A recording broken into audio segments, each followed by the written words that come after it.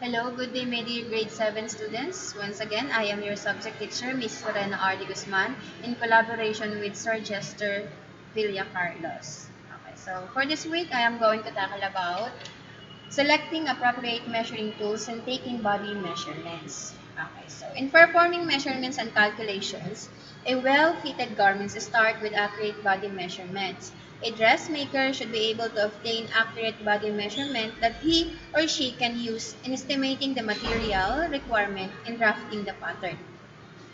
This chapter focuses on obtaining measurements, performing simple calculation, and estimating appropriate quantities of materials to be able to construct a garment based on the job requirement of a client. These skills are critical in saving time, money, effort, and ensuring a well-fitted garment. So make sure that before creating a garment or creating a clothes, you should start in measuring or obtaining body measurements. Okay, so for us to get along or for you to get along with the lesson, you may open your book on page 14 to 20. Okay, selecting appropriate measuring tools and taking body measurement. Okay, in obtaining body measurement, tape measure is very important tool originally intended for dressmaking purposes. Okay, usually a tape measure has two sides. One side provides measurements in inches and the other side in centimeters. An old tape measure should be replaced when a new one because it may have stretched and become inaccurate. A tape measure in inches is read as follows. Take a look at these two pictures. Okay, this one is the zoom in part of a tape measure that consists of 1 inch only. And this one, the second photo, includes 4 inches long. Okay, take a look at, so the 1 inches of a tape measure includes, or it divided into 16 parts. Okay, the 1/16, 1/8, 3/16, or the 1/4. Okay, 1/4, 5/16, 3/8, 7/16, 1/2 o yung kalahati ng ating 1 inch, yung 3/4 natin, at yung ating 1 inch itself. Okay, so ito yung ating naka-zoom in na medida. So hinahati siya in 16 parts. So ito yung ating naka-zoom out na medida. Ito yung ating 1 inch, 2 inches, 3 inches, and 4 inches. Okay, so if you notice your tape measure or measuring tape is like bacon, you should replace it with a new one because sabi nga dito sa ating book, it is inaccurate. Okay, masyado na siyang na humaba. So, hindi na accurate yung 1 inch mo. Maaaring ito ay umabot na ng 1.5 inches. Okay, next. Guidelines in obtaining accurate body measurement. Okay, so the first one, let us have first this quotation. There is an old adage in dressmaking that goes, measure twice, cut once. So what do you mean by that? This implies that measurement should be done twice or many times to ensure accuracy. Okay, so for example, nag-measure ka once at feeling mo ay hindi accurate or hindi ka napapanatag dun sa first measurement mo. So, measure twice or thrice. At kung hindi pa rin ikaw sure dun sa nakuha mong measurement, pwede mong ulit-ulitin hanggang sa maging accurate na yung nakuha mong body measurement. Okay, having accurate body measurement is the key to having perfectly fitted garments. Aside from measuring twice to ensure the accuracy of the measurements, the following guidelines should also be considered. Okay, so the first one, use accurate tape measure. Okay, a tape measure may stretch when used for a long time, rendering it accurate. Okay, so inaccurate. Okay, to check the accuracy of the tape measure, hold it against a yardstick. If the calibration of the tape measure do not match anymore with those of the yardstick, there is a need to replace it with a new one. So, ipatong mo daw yung iyong tape measure or measuring tape dun sa ating yardstick or sa meter stick.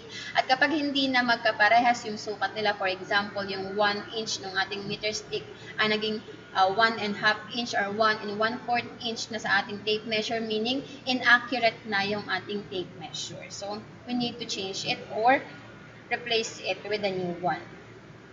Ask the client to stand straight and breathe normally. Okay, so kailangan patindigin mo ng tuwid yung iyong client at pahingahin ng hayos, baka mamaya hindi siya humihinga. Talagang pinapaliit ang kanyang chance. So, hindi magiging accurate yung damit. So, once na-create na yung kanyang damit, magiging sikip ito sa kanya. Yung pala naliitan ang kanyang tiyan. Okay? Normally, a good posture contributes the accuracy of measurement.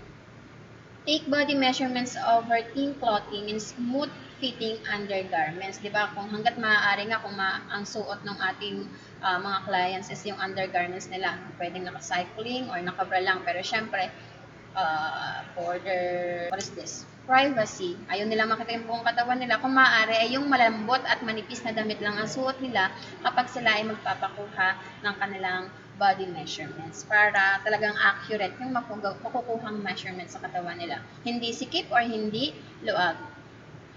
Tie a narrow ribbon or string around the waist to find the natural waistline. Okay. So, miss, pwede naman po hindi nalagyan ng tali yung bewang kasi pwede naman po yung tape measure na lang, ihigpit na lang po dun sa bewang. So, hindi. Kasi maaaring maging dahilan din yun ng pag-bend or pag mahilo ng mahigpit yung ating tape measure. Maaaring may stretch masyado yung ating tape measure. So, maaaring hindi inaccurate na yung makuha nating size. So, gumamit tayo ng ribbon or kahit anong tali na pwedeng itali sa bewang para makuha natin yung tamang sukat ng bewang nila. Okay, take all crosswise measurement once, then all the lengthwise measurements. So, unahin muna natin yung crosswise measurements nila. After that, saka natin kunin yung kanilang lengthwise measurement para hindi tayo malilito. Always bring the ends of the tape measure in the central front when taking circumferential measurement. Place 2 fingers beneath the tape measure for ease and measure snugly, neither too loose or too tight. Make sure, okay, that is a typo. Make sure tape measure is not twisted. Okay, so kapag susukatan daw natin, for example, yung wrist ay susukatin natin, siguraduhin natin yung dulo ng ating tape measure ay nasa harapan para mas madaling nating makikita yung measurement. Okay, and then, lagi nating lalagyan ng 2 fingers dun sa loob ng ating sinusukat para merong allowance. Hindi sikip, hindi rin luwag yung makukuha nating measurement. Recording measurement using a measuring chart. So, hindi perfect maganda yung iyong memories, hindi mo na isusulat yung iyong mga nakuhang measurement. So, after mo makuha yung measurement ng isang part, ilista mo agad. Okay, guidelines in obtaining accurate body measurements. So, these are the parts of the body that we need to get the measurement. Okay, the shoulder, the bust point width, the waist, the hip, girth, and wrist. So, sila yung mga pangunahing body parts na kinukuhaan natin ng measurement. Okay, so that is a crosswise measurement. Body measurement for ladies apparel. Okay. Ladies apparel includes simple and intricate garment designs depending on the occasion for which the garment will be worn. Okay. So, ang mga damit daw ng babae ay maaaring simple at maaaring merong mga intricate designs. Depende sa mga okasyon kung ito ba ay pangkasal, di ba merong mga borda-borda, kung ito ba ay pambinyag, or kung ito ba susuotin pang gabi. Okay, nakadepende sa okasyon ang pagkakagawa or ang mga designs ng damit. Okay, body measurement for ladies apparel. So, yan yung ways on how we can get the measurement of the ladies apparel. Okay, body measurement for ladies apparel. Okay, ladies apparel includes simple and intricate garment designs depending on the occasion for which garment will be worn. Below are the body measurements needed for ladies apparel and how they are taken. Okay, so the first one is the shoulder. It is taken from one shoulder point passing over the nape to the other shoulder point. Okay, so doon sa likod yan kinukuha yung ating shoulder measurement from this, yung ating buto dito, paikot dito, diretso, hanggang dito sa ating buto dito. Okay, so that is shoulder measurement. Okay, bust measurement is taken by wrapping the tape measure under the armpits, sa ilalim daw ng kilikili, and around the widest part of the bust. Okay, so crosswise measurement, so galing dito sa ating kilikili, papunta dito sa harapan. Okay, paikot hanggang likod. Okay, so that is bust measurement. The third one is the bust point. Width is taken from the left bust point to the right bust point. So, manggagaling dito, papunta dito. Okay, so that is the bust point. Waist is taken by wrapping the tape measure around the smallest part of the waist. So, smallest part of the waist dito. Okay, so iikot papunta dito. Lagi sa harapan, ilalagay yung dulo ng ating tape measure, tapos ipapasok yung dalawang daliri, tape measure, para daw mas makita natin ang maayos yung measurement. At hindi siya sikip or hindi rin luag. So, that is waist measurement. Yung pinakamaliit na part daw, no, or smallest part of the waist ang kukuhaan natin. Okay, so ito yung waist. Ayan, paikot dyan. The fifth one is hip. Hip is taken around the fullest point of seat while standing. So, hasan ba yung hip natin? So, pag nakaupo tayo, kung ano yung nakapatong sa upuan. So, yung ating hip. So, nakaupo ako and then tatayo ako. So, ito yung aking hip. This one is the first hip. Paikot natin yung ating tape measure dito. So, for example, ito yung aking tape measure. Ayan. For example. So, ilagay natin dito. Wait lang. Ayan. Ito. So, this one is the first hip. Ayan. So, lagi natin ilalagay yung dulo ng ating tape measure sa harapan, yung ating daliring dalawa dito, ayan, para makuha natin yung tamang sukat ng ating kinukuhaan. So, this is the first hip. And then, para makuha natin yung sukat for the second hip, from the first hip, kukuha ka ng sukat vertically. Okay, so this is my first hip, and then 4 inches vertically pababa. For example, so ito yung first hip ko, 4 inches pababa, and that is your second hip. Saka mo ulit kukuhaan ng sukat yung iyong second hip. Okay. Next, the sixth one, armhole. Okay, armhole is taken around the arm beneath the shoulder. So, ito yung ating armhole. Dito manggagaling, papunta dito sa ibabaw. Dito. Okay, that is armhole. Lower arm girt is taken around the fullest part of the arm, or where the sleeve length is located with 2 fingers inserted for ease.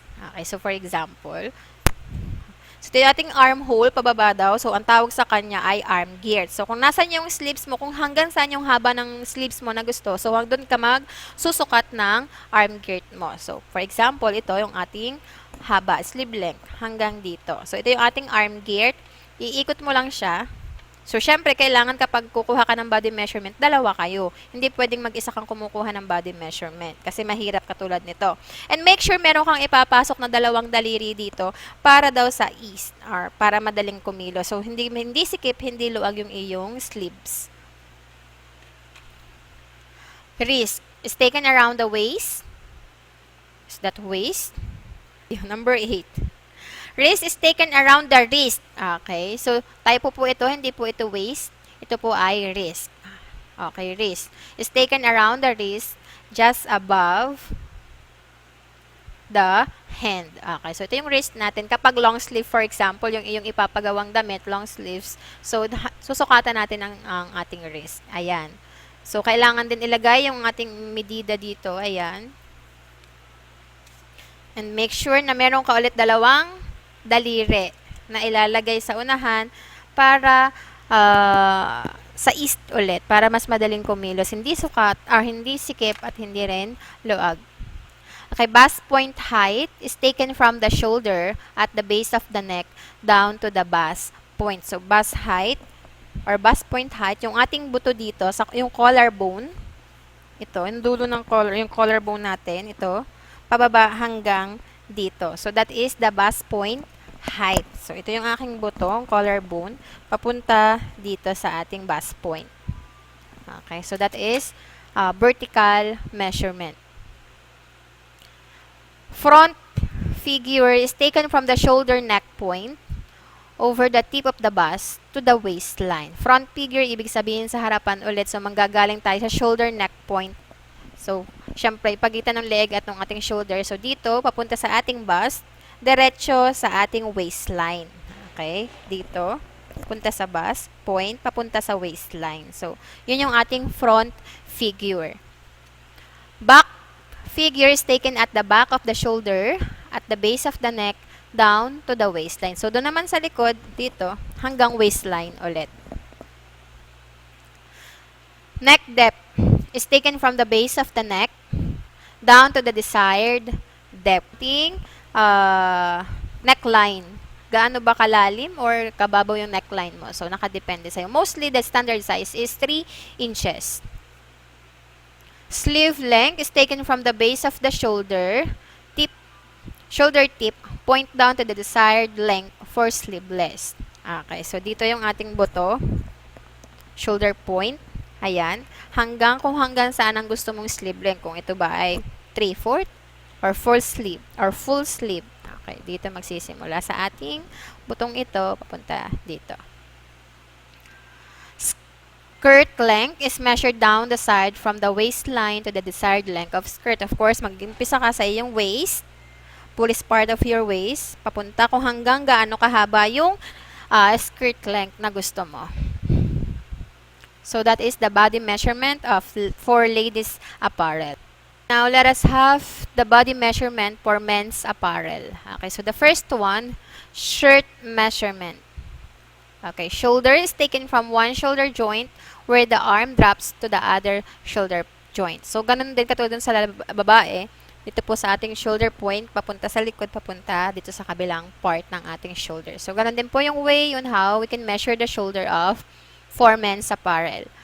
Okay, breast scale is taken by wrapping the tape measure under the armpits around the fullest part of the chest divided by 2. So, katulad sa ating breast scale or bust scale, ganun din daw po sa lalaki. So, wala lang silang bust. Kaya, ang tawag sa kanila ay breast scale.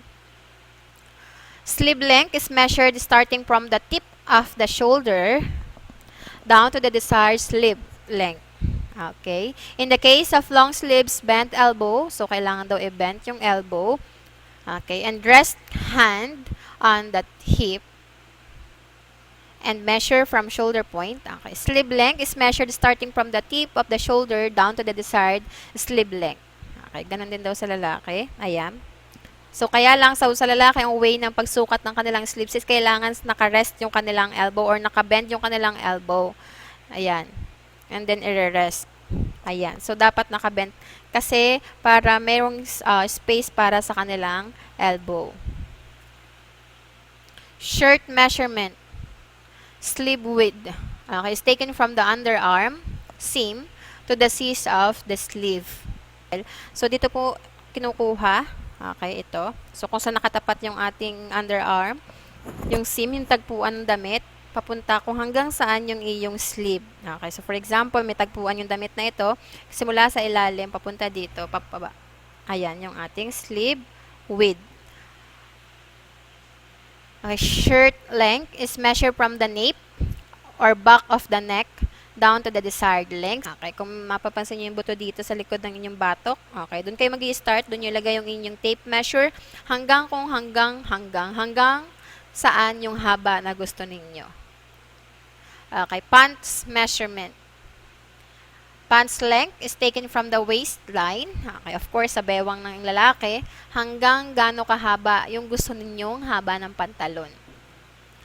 Rise is taken from the waist down to the crotch. Okay, so ito naman yun. From the waist down to the crotch. Okay, sa pagitan ng hita, yung pundiyo ng pantalon or ng shorts. Waist scale is taken by wrapping around the tape measure around the waistline divided by 2. Okay, so yun naman yung bewang ng lalaki. Siyempre, ikot mo lang yung iyong tape measure sa bewang ng lalaki. Then, that is your waist scale. Hip scale is taken around the fullest part of the hip divided by 2. Okay, so walang second hip ang lalaki pag kinukuhaan natin ng measurement. First hip lang or hip scale only. Okay, next is the thigh is taken around the fullest part of the lower limb between the hip and the knee. Okay, between the hip and the knee. So, dito po. Ito yung thigh.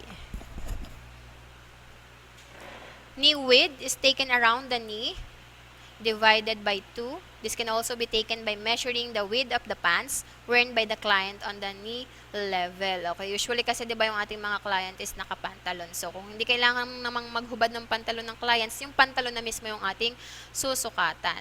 Okay, yung tuhod. Okay, syempre, pabilog.